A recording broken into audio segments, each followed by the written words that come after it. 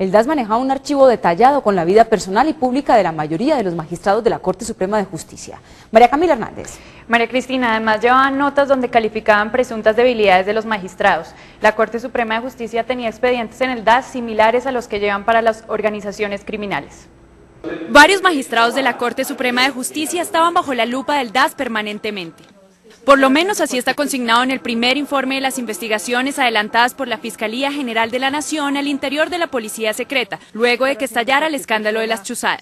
Según la Fiscalía, se determina que uno de los investigadores del DAS, identificado como Fabián Eliezer Gaitán Arias, adscrito a la Subdirección de Contrainteligencia, tenía en su lugar de trabajo las hojas de vida de algunos magistrados de la Corte Suprema de Justicia. En el escritorio del señor Fabián Eliezer Gaitán se obtuvo hojas de vida de algunos magistrados en los que se registra fecha de nacimiento, lugar donde realizaron sus estudios universitarios. Entre otra información, es de anotar que la información registrada de los siguientes magistrados no está en el formato que se extrae del sistema CIFDAS. Los investigadores de la Fiscalía encontraron en una primera inspección al escritorio de Gaitán varias anotaciones en las hojas de vida de algunos magistrados del Alto Tribunal. Julio Enrique Socha Salamanca se desempeñaba como magistrado del Tribunal Superior del Distrito Judicial de Bogotá, Sala de Casación Penal, durante la apelación del fallo de primera instancia mediante el cual el coronel Lino Sánchez Prado, comandante encargado de la Brigada Móvil número 2, fue condenado a 40 años de cárcel por la masacre de Mapiripán, recusado por Roberto Ramírez Quintana, asesor jurídico de Sánchez Prado, quien consideró que él no podía formar parte de esa sala de decisión final, por su condición de hermano del general Gustavo Socha Salamanca, comandante de la Policía Antinarcóticos cuando sucedió la masacre. Yesid Ramírez Bastidas ha sido opositor de la iniciativa del Gobierno Nacional que pretende reglamentar la tutela y definir la competencia de conocimiento de las acciones de tutela contra sentencias de los órganos de cierre de cada jurisdicción.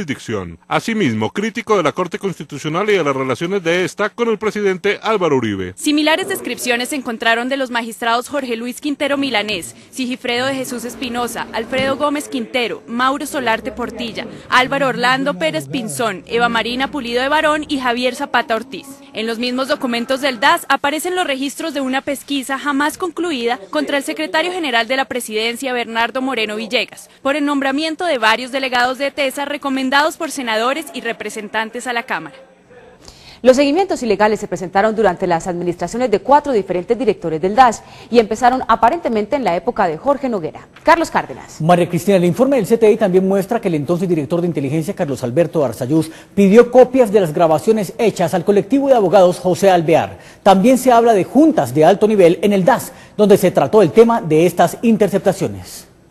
La investigación del CTI revela que las chuzadas y los seguimientos ilegales hechos por los diferentes grupos del DAS fueron conocidos por sus superiores. Incluso a ellos se les rendían los informes de resultados, como son el caso de los doctores Carlos Alberto Arzayuz, subdirector de operaciones, y Jaime Fernando Ovalle Olaz, responsable del G3. El CTI también encontró un memorando fechado el 18 de febrero de 2005 que dejaría en evidencia que el entonces subdirector de operaciones del DAS, Carlos Alberto Arzayuz, sabía del trabajo de inteligencia que estaban haciendo sus subalternos con el colectivo de abogados José Alvear. Dichos seguimientos fueron bautizados con el código Transmilenio. Suscrito por el doctor Carlos Alberto Arzayuz Guerrero, subdirector de operaciones, para el señor Jorge Armando Rubiano Jiménez, solicitándoles que se entregue al detective Ronald Rivera Rodríguez los cassettes del caso Transmilenio e igualmente la autorización para que pueda ingresar a la sala Vino con el fin de acceder a los correos electrónicos dentro del mismo caso. A pesar de las revelaciones del informe del CTI, el antiguo subdirector de operaciones y ex jefe de inteligencia del DAS, Carlos Arzayuz, dice que durante su gestión no hubo interceptaciones ilegales. Durante el periodo en el cual tuve bajo mi responsabilidad la Dirección Nacional de Inteligencia, no se presentaron estos fenómenos. Sin embargo, admite que el G3, uno de los grupos de inteligencia que conformó, hizo seguimientos a organizaciones de derechos humanos. Era un grupo interno de trabajo creado en la administración del doctor Jorge Noguera, y estaba adelantando unas labores simplemente de verificación y observación para establecer si efectivamente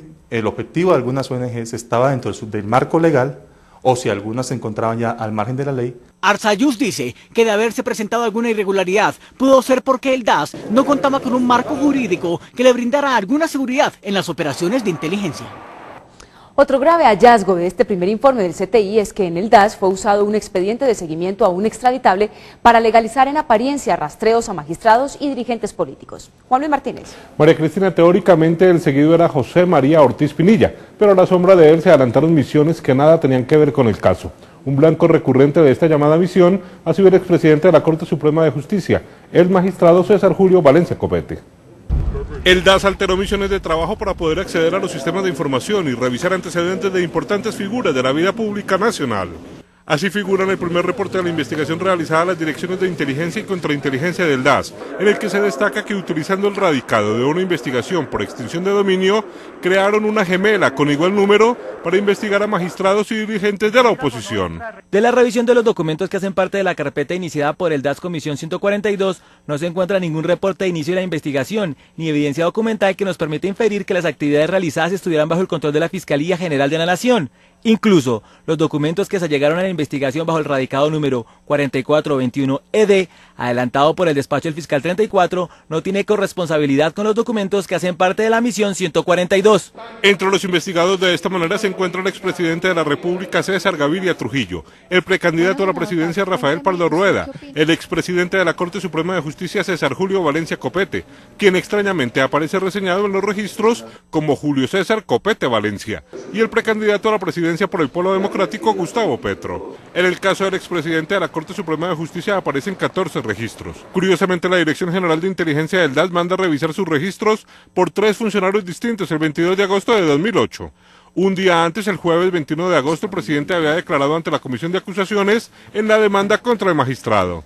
El 26 de septiembre de 2007 se inició un enfrentamiento entre el presidente Álvaro Uribe y el expresidente de la Corte Suprema de Justicia, César Julio Valencia Copete, cuando este último denunció que el primer mandatario lo llamó desde Nueva York para hablar sobre la situación jurídica de su primo, el excongresista Mario Uribe Escobar. 4 meses después, el 28 de enero de 2008, aparece el primer registro de ese año contra Valencia, 3 días después de que el mandatario presentara la denuncia contra el magistrado. En los registros reportados también aparecen decenas de folios, con información del abogado y columnista del Espectador Ramiro Bejarano, apoderado del magistrado Valencia en su litigio con el presidente. La pregunta es obvia: ¿fue usado el DAS para espiar la contraparte del presidente de la República?